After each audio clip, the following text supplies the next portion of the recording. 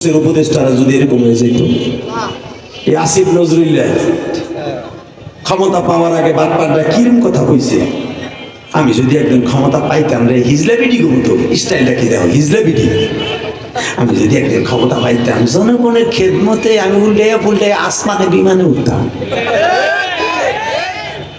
কথা বল না কেন? আর ক্ষমতা হল পাইবার পরে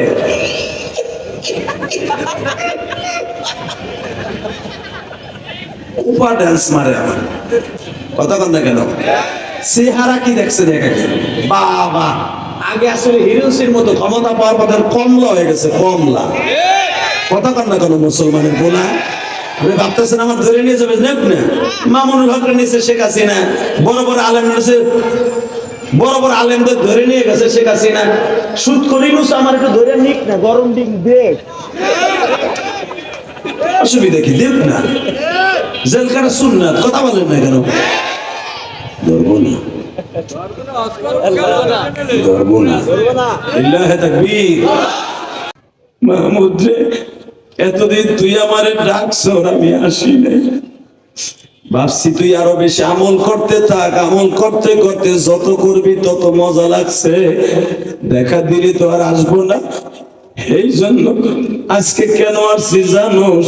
ওই এতিম আব্দুল্লাহ যখন তোর জন্য কোরআন বুকে নিয়ে দোয়া করছে, আল্লাহ তুমি বাচ্চারে দুইটা জিনিস দিয়ে দাও রে মাহমুদ।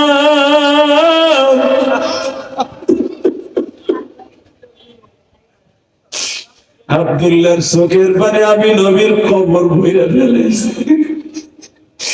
আব্দুল্লাহর বাবা আজকে দুনিয়ায় নাই, আমার বাবার নাম আব্দুল্লাহ। আব্দুল্লাহ এতিম, আমি নবী এতিম।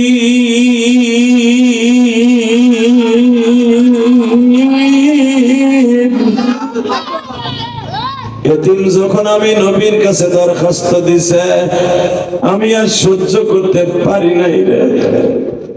আমি নবী মদিনার থেকে আফগানিস্তানে আইয়া পড়ছি।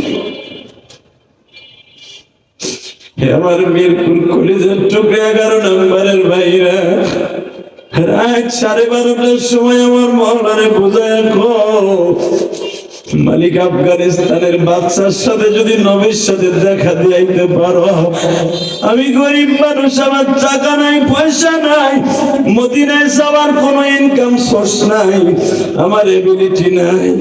আল্লাহ তুমি একবার আমার নবীর স্বপ্নে দেখায় দাও। তোমার চোখের পানি যদি এখন পড়ে, এই চোখ দিয়ে নবীরে দেখতে পারবা। আমার মা বোনটাকে বাসায় বসে কান্দাছো, মা আমি জানি না। আমি ইলিয়াসুর রহমান জিহাদি 12 বছর বয়সে মা হারাইছি। মা, আরে আমার মতো কত এতিম যুবক আছে এখন কান্দা নবীরে দেখতে চাইলা। মাহমুদ গাজনবী যখন বললেন নবীজি আমি তো দুইটা জিনিস চাইছি, একটা চাইছি আপনারা দেখবো, আর একটা ভালো লোক চাইছি। আমার নবী স্বপ্নের ভিতরে বলে ভালো লোক তালাশ করে পাস না, এ নাদান, ভালো লোক তালাশ করে পাস না। যে আব্দুল্লাহ দরখাস্ত করার কারণে আমি তোর কাছে আয়া বলছি। আর আমি নবী শত শত বছর আগে ফতোয়া দিয়ে আসছি, খায়রুকুম মান তাআল্লামাল কুরআনা ওয়া আল্লামা, খায়রুকুম মান তাআল্লামাল কুরআনা ওয়া আল্লামা। পৃথিবীতে সবচেয়ে দামি ব্যক্তি ওই ব্যক্তি যে কোরআন শেখায় এবং শিক্ষা দেয়। আরে তুই কি দামি মানুষ পাস না?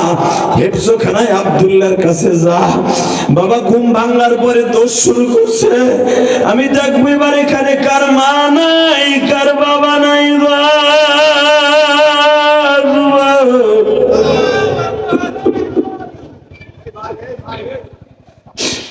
পাগলের মতো দৌড়ায় আমার নবী যখন বলছে তুই ভালো লোক পাস না, সেই আব্দুল্লাহর কারণে আমি নবী তোর কাছে আসছি। বলতে দেরি আছে বাবা, আফগানিস্তানের বাদশা মাহমুদ গাজনবী দৌড়াইতে দৌড়াইতে দৌড়াইতে বাবা যাইতেছে আব্দুল্লাহর মাদ্রাসার সামনে। যাইতে যাইতে ফজরের আজান দিয়ে দিছে বাবা। ফজরের নামাজটা পড়িয়া একটা ছেলের কাছে জিজ্ঞেস করে আব্দুল্লাহর জুতা কোনটা? জোরে জোরে জোরে জোরে আরো জোরে আরো জোরে। আব্দুল্লাহর জুতা কোনটা? একজন বলে ওই যে দেখেন না এক একটা স্যান্ডেলের মধ্যে 8টা করে সেলাই দেয়।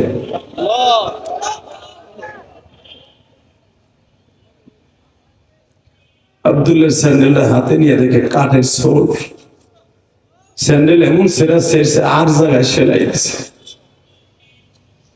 ইলিয়াস রহমান জিহাদিও প্লাস্টিকের জুতা সেলাই দিয়ে পড়তাম। তুমি একদিন পড়ছো ভাই, আজকে টাকার মালিক হয়ে সব ভুলে গেছে, বলিস না। আব্দুল্লাহর জুতা জোড়া বুকের মধ্যে নিয়ে আফগানিস্তানে বাদশাহ বলে, মালিক রে আমার ছেলে মেয়েদের স্যান্ডেল কত দামি দামি, আর কোরআনের পাখির একটা জুতা কত সস্তা, তাও কত জায়গায় ছিঁড়ে গেছে।